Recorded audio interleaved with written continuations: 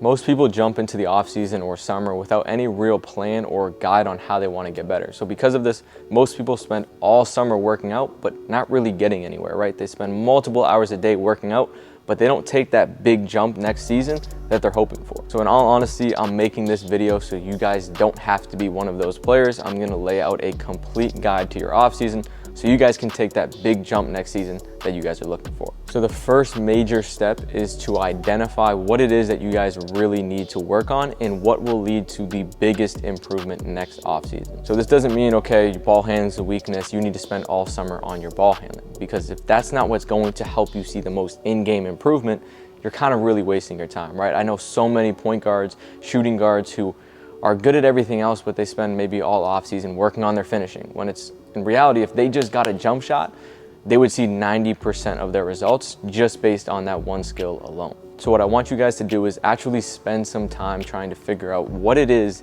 that will lead to the biggest improvement. Ask your friends, ask your coaches, go and watch your own film, and what is that one thing that will give you guys the biggest jump and biggest chance to really get to your end goal, right? Most people jump into the offseason, like I said, without a plan. They just start working out. They're working really hard. They're working on everything. But because of that, they don't really get anywhere. So figure out what that one thing is for you, and then we're gonna lock in on that all summer. So for you guys, I would say try to identify 1 to 3 things that if you guys improved on, if you guys got really good, will lead to the biggest results next season when you guys are playing. So with that point out of the way, now we go to step 2, which is just kind of really laying out, okay, what is my summer schedule going to look like? Are you guys planning a family vacation or whatever? Do you guys have camps? Are you guys working this summer, right? Totally depends on who you guys are. Now with that schedule that you guys know you have, okay, what time of day am I going to work out? Now we should obviously be lifting in the off season, and we obviously have to be doing our encore workouts. So when are you going to do each? Don't just wing it. I'm gonna wake up on Monday and whenever I have time, I'm gonna go work out, right?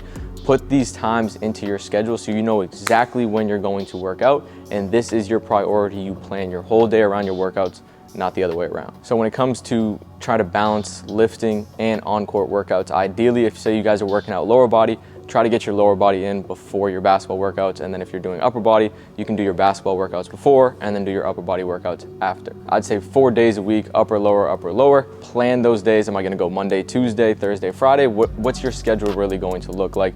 Plan those days that you're gonna be lifting, and then plan, am I gonna work out 5 days a week for basketball, 6 days? Lock those days in, lock those times, know where you're gonna be working out.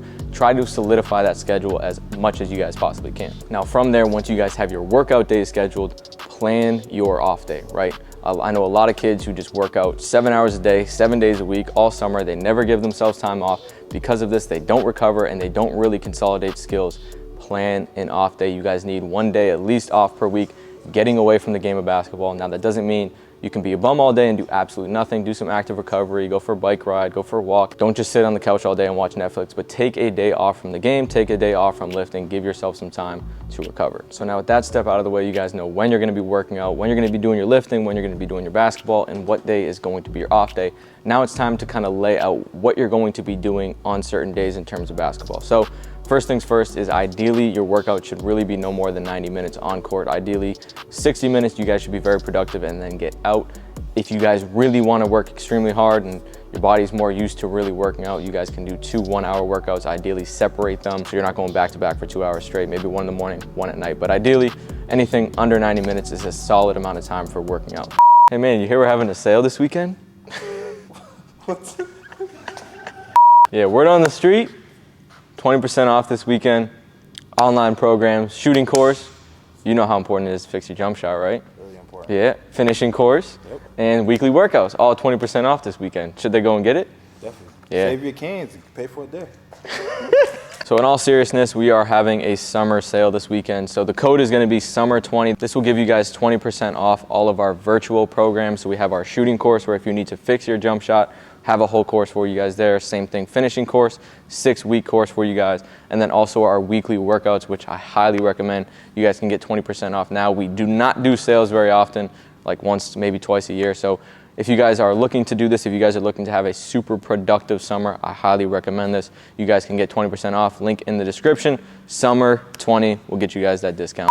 Now, my ideal schedule for players would be 2 days where you're kind of doing solo work, on-air work, 2 days where you're doing small-sided games with other players, and then at least 1 day where you guys are just playing pickup, trying to kind of maybe apply some of the things that you guys are working on now If you guys are trying to work solely on your jump shot, completely transforming your shot, then maybe you're not doing small sided games 2 days a week yet, you're not playing pickup yet, you're taking time away from just constantly playing to simply focus on your shot. Try to stay as true to this as possible. I don't want you guys playing pickup 6 days a week. If all you're doing is constantly playing games, number one, you're putting way too much stress on your body, and you're also not giving yourself enough time to really hone in on specific skills. Now, that's not to say some people will benefit from that, because I know a lot of people who should be doing that 6 days a week, but for the general population, I would say this is the ideal schedule.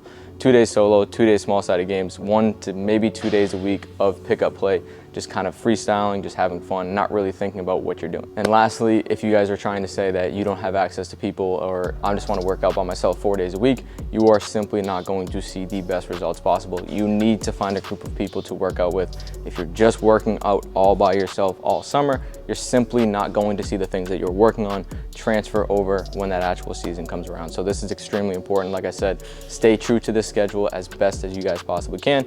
Again, it's obviously all situational, but again, stay true to it. Now, the next step is, what should these actual workouts look like? The first thing is, I would say, ramp up for those first 1 to 2 weeks. So you don't have to, or you shouldn't, start your summer, your off season, going 100 miles an hour, right? This is an easy way to get hurt. Slowly, each day, slowly ramp up the amount of repetitions, the amount of jumps that you guys are doing, the amount of cuts and stops, right? If you go from taking 2 weeks off, doing 0 cuts, 0 jumps, and then going right to 1,000 jumps a workout, right?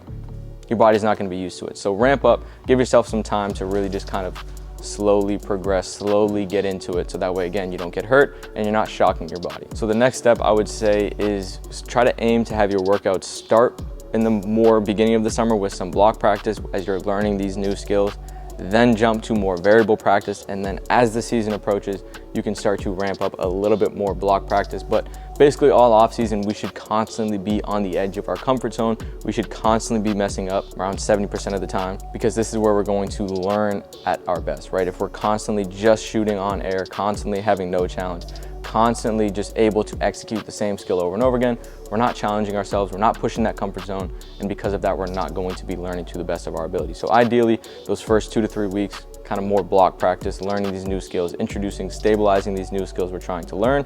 Then we're immediately applying more and more variable practice to ensure we're on the edge of our comfort zone.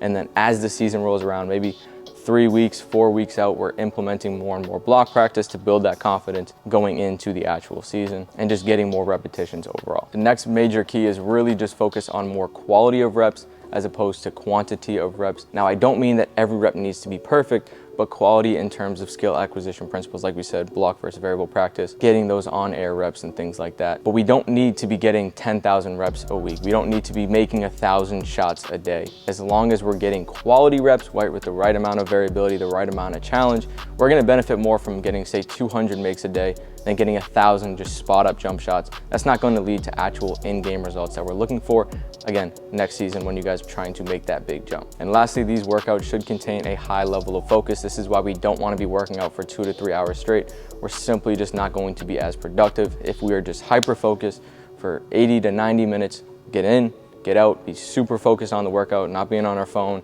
not just joking around for 20 minutes, right? Super focused on the workout. It's going to be mentally taxing. It's going to require a lot of your focus, and that's how it should be every single day. You guys will have those days where you're a little bit lighter, say on Wednesdays, where you're just getting more reps, kind of giving yourself a break from those first 2 intense days, and then getting ready for your next 2 intense days. But overall, again, hyper focus, get in, get out, be super productive, and then go about your rest of your day. Again, we don't want to be in the gym all day, quality over quantity. The last point is just be consistent. You guys can do this plan to a T for the first 2 to 3 weeks, and then take 2 to 3 weeks off because you want to go on vacation, you want to have fun, you're right, not really focused on your workouts, and then you want to get back to it, right? You're just not going to see the improvement that you guys want.